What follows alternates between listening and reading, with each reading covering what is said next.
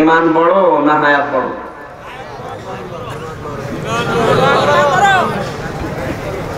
হায়াত এই জন্যই বড়, আপনার যদি হায়াত না থাকে আপনি তো ঈমান আনতে পারবেন না। অনেক মানুষকে মায়ের পেট থেকে আল্লাহ নষ্ট করে দেয়, পৃথিবীর মুখ আর দেখায় না, ওর হায়াত আছে? ওর হায়াত নেই, এজন্য ঈমান আনতে। তাহলে আপনার জীবনের সবচাইতে গুরুত্বপূর্ণ সম্পদের নাম নাকি 11 বছর ক্ষমতায় থাকা? না, আপনি 11 বছর না 41 বছর থাকেন, কোনো অসুবিধা নেই, কিন্তু আপনার জীবনের গুরুত্বপূর্ণ সম্পদের নাম হায়াত। এটা আজকে বেশি উপলব্ধি হচ্ছে সাদেক হোসেন খোকার দ্বারা। কি দাপট ছিল ঢাকার মেয়র থাকাকালীন, আমি বাস্তব চোখে ওই সময় দেখেছিলাম। কি দাপট! খোকা, নাম খোকা, কাম সব বুড়োর মতো করছে, অথচ সব শেষ। যুগের আবর্তন বিবর্তন সব কেড়ে নিয়েছে। কয়েক বছরের ব্যবধানে এখনো পৃথিবীতে কোন দেশের মানুষের পরিচয় খোকা সাহেবের আর নেই। উনি যে বাংলাদেশের নাগরিক এই পরিচয়ও দিতে পারবে না। পৃথিবীর কোন দেশের নাগরিক এই পরিচয় দেওয়ারও যোগ্যতা তার নেই, অথচ ঢাকার কিং ছিল। এই জন্য সময়ের দিকে খেয়াল করার জন্য কোরআনে কারিমে যেখানে হায়াত সম্পর্কে জীবন সেখানে ইন্ডিকেট করেছে, সময়ের দিকে তাকা। ওয়াল আসরি, সময়ের কসম। পৃথিবীতে মানুষ যেহেতু এই বিষয়টা বুঝবে, সময় বললে যেন সময়ের সাথে রিলেটেড করে আল্লাহ হায়াতকে সাজিয়েছেন। আমরা সচরাচর চোখে দেখতে পাই ডান হাতে মানুষের শক্তি বেশি থাকে, বাম হাতে শক্তি তুলনামূলক কম থাকে, নাকি? যে কোনো বিষয় শক্ত করে ধরার জন্য মানুষ বাম হাত দিয়ে ধরে না ডান হাত? বলেন। আল্লাহ বোঝাতে চাচ্ছেন আমি কিন্তু নবীকে ধরতাম বাম হাত দিয়ে না, কোন হাত?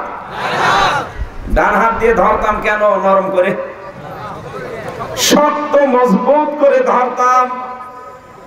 মানুষ আমরা দেখতে পাই, মানুষ যদি দৌড়ায়, দৌড়ানোর পরে যদি দাঁড়িয়ে যায় তখন হাঁফাতে থাকে, আর ওই অবস্থায় কেউ যদি চাপটিয়ে ধরে দেখবেন চোখ বাবার হয়ে যায়। আল্লাহ তাআলা বলেন আমার নবীকে আমি আল্লাহ এমন শক্ত করে ধরতাম, জহব্বা বের হয়ে যেত। ওই সময় তার জহব্বা আমি আল্লাহ কেটে ফেলে দিতাম। কি বুঝলেন এই তিনটা আয়াত দ্বারা? কোরআনে কারীম কত অথেন্টিক, কোরআনে কারীম কত সত্য, কত হক, এটা আল্লাহ বাদে আর কারো কোনো কথা নেই। এই তিনটা আয়াত দ্বারাই বোঝা হয়ে গেছে যে নবী পর্যন্ত যদি কোনো কথা এর ভেতরে বানিয়ে বলতেন, নবীকেও আল্লাহ ছাড়তেন না। এজন্য আল্লাহ কেমন শক্ত কথা দিয়েছেন, লা আখাযনা মিনহু বিল ইয়ামিন। আমি নিজে আমার নবীকে আমার ডান হাত দিয়ে চেপে ধরতাম, আর তার কণ্ঠনালী আমি আল্লাহ কেটে ফেলে দিতাম, যেটা দিয়ে নবী কথা বলে।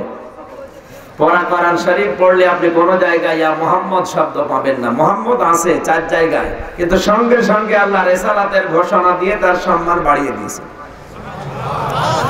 25 জন নবীর নাম কোরআনে আল্লাহ দিয়েছেন ডাইরেক্ট। এই ডাইরেক্ট 25 জন নবীর নাম আমি পড়ে দেখলাম কোন জায়গায় নবীদের নামের শেষে রিসালাতের ঘোষণা নেই। ছাত্রকে যেভাবে শিক্ষক ডাক দেয়, এ হামজা, এ আমির, ঠিক ওইভাবে আল্লাহ তার নবীদেরকে ছাত্রের মতো ডাক দিয়েছেন, ইয়া ইব্রাহিম, ইয়া মুসা, ইয়া ইয়াহইয়া। আর বিশ্ব নবীকে যখনই আল্লাহ ডাক দিয়েছেন, সঙ্গে সঙ্গে রিসালাতের ঘোষণা দেওয়ার সম্মান তার আরো বেড়ে গেছে।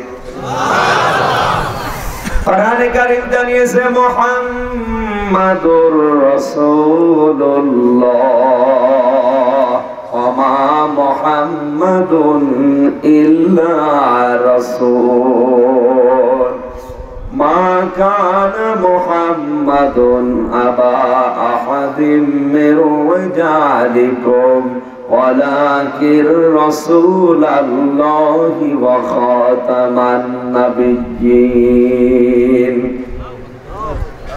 وآمنوا بما نزل على محمد وهو الحق من ربهم। ওরা কোরআনে 4 জায়গায় মুহাম্মদ শব্দটা আমি পেয়েছি, যেখানেই মুহাম্মদ সেখানেই রিসালাতের ঘোষণা আল্লাহ নিজে দিচ্ছেন, যেন তার সম্মান নষ্ট না হয়, সম্মান আরো বেড়ে যায়। অথচ এই জায়গাতে আল্লাহ কত শক্ত শব্দ ব্যবহার করলেন কোরআনের সত্যতার ব্যাপারে, এর অথেন্টিকতা, এর বাস্তবতা, এর গুরুত্ব এত বেশি আল্লাহ নিজেও দিয়েছেন। ভুল তো নেই, সন্দেহ নেই, এ কোরআনে আমি আল্লাহ বাদে কারো কোনো কথাও নেই। এমনকি আমি আল্লাহ বাদে কেউ কোনো কথা ঢোকানোর মতো কোনো পজিশনও আমি আল্লাহ বাকি রাখি নাই।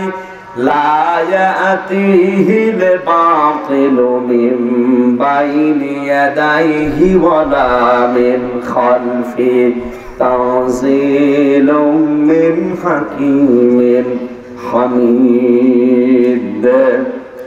সূরা হামিম সাজদার ভিতরে আল্লাহ তাআলা জানিয়েছেন, হে নবী, এই কোরআনের ডান দিক থেকে, বাম দিক থেকে, উপর থেকে, নিচ থেকে কোনো মিথ্যা, কোনো বাতিল প্রবেশ করার কোনো অধিকার আমি আল্লাহ রাখি নাই।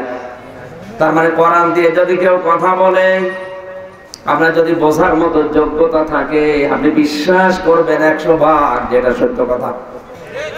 কথা বলছেন আমার?